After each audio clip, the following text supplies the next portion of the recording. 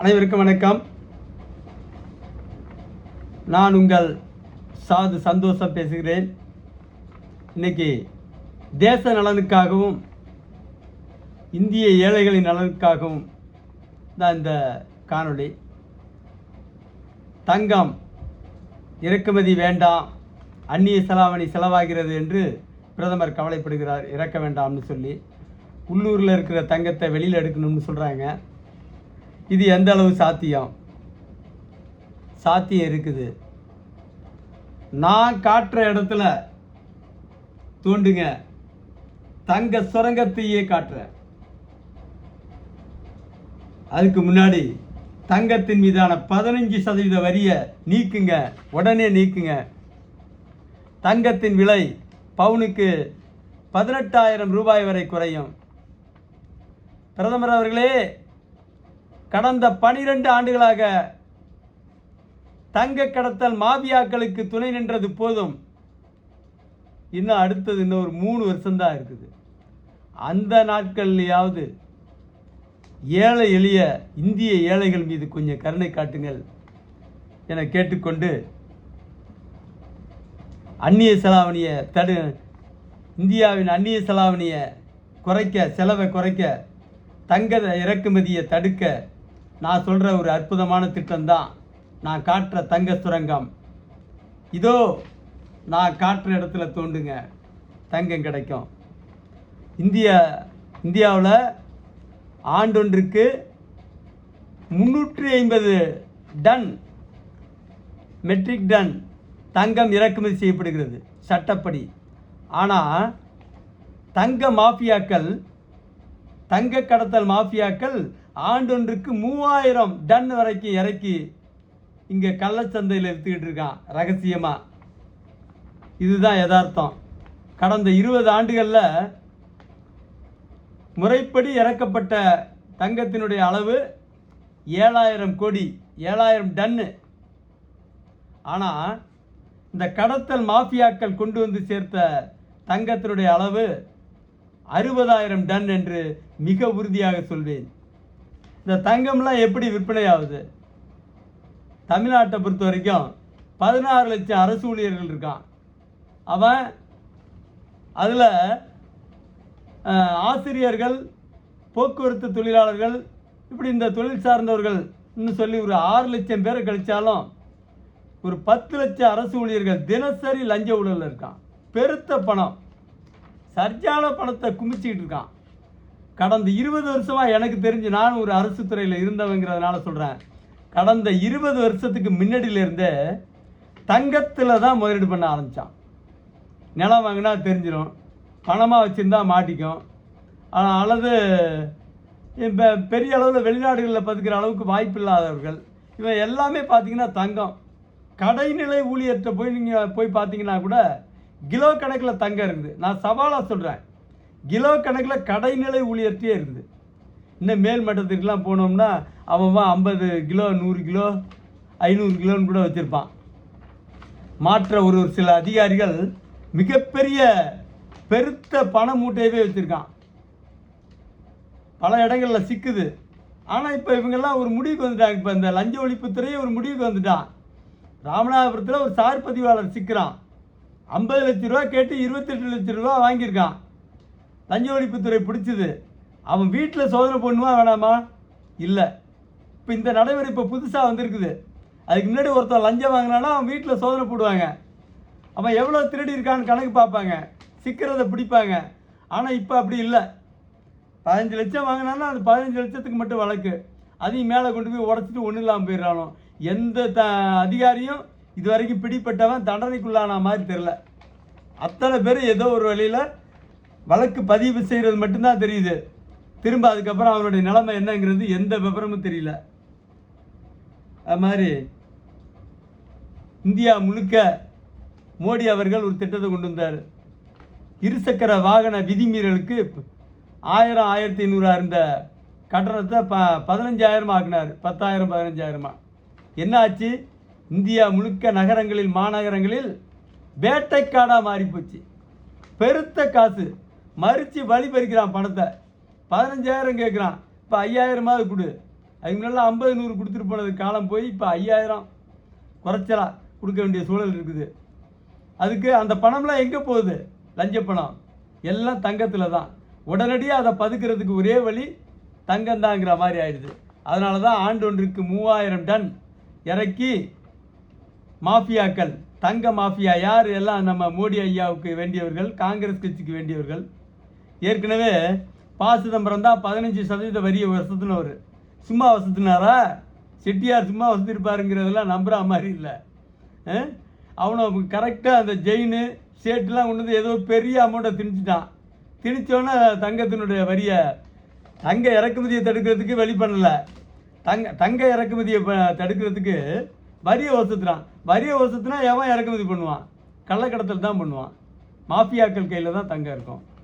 அப்படி ஒரு பெரிய தொகையை சிதம்பரத்துக்கிட்ட திணிச்சு 15% வரியாக வசதி வாழ்ந்துக்கிட்டு இருந்தான். அப்புறம் மோடி வந்தார். அப்புறம் நிர்மலா சீதாராமனை பார்த்து என்ன எவ்வளோ அமௌண்ட் தள்ளினாங்கன்னு தெரில. அந்த அம்மா வரியை குறைச்சா மாதிரி குறைச்சி அவன்கிட்ட மிரட்டி ஒரு பெரிய அமௌண்ட்டை வாங்கிட்டு இப்போ திரும்ப வரியை 15% வசத்திருக்காங்க. ஏழைகள் மீது கொஞ்சமாவது கருத்தினை காட்டுங்க மோடி அவர்களே. இந்த மாஃபியாக்கள், கள்ளக்கடத்தல் மாஃபியாக்களுக்கு காட்டுற இறக்கத்தில் ஒரு துளியாவது ஏழைகள், இந்திய ஏழைகள் மீது காட்டுங்க மோடி. 12 வருஷமாக நீங்கள் ஆட்சி நடத்திட்டீங்க. இந்த பணக்காரனுக்கே ஆதரவாக நின்றுட்டீங்க. இந்திய ஏழைகளுக்கு கடைசி ஒரு 3 வருஷம் இருக்குது. ஏதாவது உங்களுக்கு கடவுள் நல்வழி காட்டுவார், இல்லைன்னா நரகத்தில் போய் அனுபவிக்க வேண்டிய சூழல் ஏற்படும். நீங்கள் நேர்மையற்ற ஆட்சி உங்களுடைய ஆட்சி. அதனால் தேசத் தலைவர்கள், நம்ம நாட்டில் தேசத் தலைவர்கள் எக்கச்சக்கமான அது ரியல் எஸ்டேட்டு, பாசியம், ஜி ஸ்குவார், இதிலெல்லாம் பெரும் முதலீடு பார்த்தீங்கன்னா எல்லாம் நம்ம தேசத் தலைவர்கள் போட்ட முதலீடு தான். இந்த மாதிரி எத்தனை நிறுவனங்களில் போட்டிருக்கான்னு தெரில. அவ்வளோ பணத்தையும் கொண்டு போய் இந்த ரியல் எஸ்டேட் மூலிமா பணத்தை பதுக்கி வச்சுருக்கான். அதுக்கு மேலே இருக்க பணத்தை தங்க நகை தான். அவன் 500 கிலோ 1000 கிலோன்னு சொல்கிறாங்க. அந்த மாதிரி பதுக்கி வச்சுருக்கான். இவனை முழுக்க நகைக்கடைகளில் பணத்தை பதுக்கி வச்சுருக்காங்கிறது என்னுடைய அபிப்பிராயம். நகைக்கடைகளில் இவன் பார்ட்னராக இருக்கான் இப்போ இந்த ரியல் எஸ்டேட்டில் இருந்த மாதிரி. அதை தவிர துபாயினுடைய தங்க வர்த்தகத்தையே கட்டுப்பாட்டில் வச்சுருக்கிறது நம்ம இந்திய தேச தலைவர்கள் தான், அரசியல் தலைவர்கள் தான். ஊழல் பணத்தை முழுக்க அங்கே கொண்டு போய் பதுக்கி வச்சுருக்கான். இப்படிப்பட்ட சூழ்நிலையில் நான் சொல்கிற ஒரு யோசனை, டீம் அமைங்க புதுசாக. இப்போ இருக்கிற டீம் பத்தாது. காவல்துறை அதிக அளவில் அமைச்சு ஒரு மாநிலத்தில், ஒரு மாநில வாரியாக சொல்கிறேன், ஒரு 15 இடத்துலையாவது தினசரி சோதனை போடுங்க. நீங்கள் லஞ்சத்தை ஒழிக்க பணம் கிடச்சிதுன்னா பிடிக்காதீங்க, விட்டுருங்க. 500 கோடி 1000 கோடி பதுக்கி வச்சுருப்பான் வீட்டில். 200 கோடி 500 கோடிக்கெலாம் பதுக்கி வச்சுருப்பான் நிறைய அதிகாரிகள்லேருந்து தேசத் தலைவர்கள் வரைக்கும். அவன் வீட்டில் போய் பணத்தை தொடாதீங்க. ஏன்னா பணத்தை தொடுனா நீங்கள் தொடவே மாட்டீங்க. இந்த சப்ஜெக்டையை ஊழலை மட்டும் தடுக்கணுங்கிற எண்ணம் துளி கூட பிரதமர் மோடிக்கு கிடையாது. ஊழல்லேருந்து தப்பிக்கிறதுக்கு வழியை ஏற்படுத்தி கொடுத்தாரு தன்னுடைய திருத்தத்தின் மூலம். ஒரு அதிகாரி ஊழல் செய்தால் அவர் மீது லஞ்ச ஒழிப்புத்துறையோ அல்லது வேற ஒரு துறையோ வழக்கு தொடுக்க வேண்டுமானால் மேலதிகாரியிடம், அவருடைய துறை தலைவரிடம் அனுமதி பெறணும்னு சட்டத்தை மாற்றினீங்க. எல்லாம் கீழேருந்து மேலே வரைக்கும் எல்லாம் சங்கிலி தொடர் திருடர்கள். இவனை போய் நீங்கள் இந்த மாதிரி மாற்றினா அவன் எப்படி அனுமதி கொடுப்பான்? பல வழக்குகளில் வழக்கே போட முடியாத நிலைமை தான் இருக்குது. இந்த நிலைமையில் நீங்கள் லஞ்சத்தை ஊழலை தடுக்கணும்னு சொன்னால் உங்களுக்கு கோபம் வந்துடும். சமயத்தில் போங்க, ஒரு நாளைக்கு 15 வீடாவது ஒரு மாநிலத்தில் சோதனை போடுங்க. மேல்மட்ட அதிகாரிகள், IAS IPS அதிகாரிகள்லேருந்து கடைநிலை அதிகாரிகள் வரைக்கும் அந்த 15 பேரில் டிவைட் பண்ணி இடஒதுக்கீடு மாதிரி, சமூக நீதி மாதிரி உள்ளார போங்க. எந்த வீட்டுக்கு போனாலும் தங்கம் சுரங்கத்தையே பார்க்கலாம். கிலோ கணக்கில் தங்கம் கீழே உள்ளவன்ட்ட, மேலே உள்ளவன்ட்ட 500 கிலோ வரைக்கும் கூட வச்சுருப்பான். 500 கிலோ 1000 கிலோ கூட பதுக்கி வச்சுருப்பான் இந்த IAS IPS அதிகாரிகள். பிடிங்க. பக்கத்துலேயே 5000 கோடி 10,000 கோடிக்கு பணத்தை அடுக்கி வச்சுருப்பான். அதை தொடாதீங்க. ஏன்னா அதை தொட சொன்னால் நீங்கள் கோவப்படுவீங்க. எப்படி ஊழலை ஒழிக்க சொல்லலாம்ட்டு திட்டத்தையே ரத்து பண்ணுறதுக்கான வாய்ப்புகள் இருக்குது. அதனால் பணத்தை வேணால் அவன் வச்சுட்டு போகிறான்.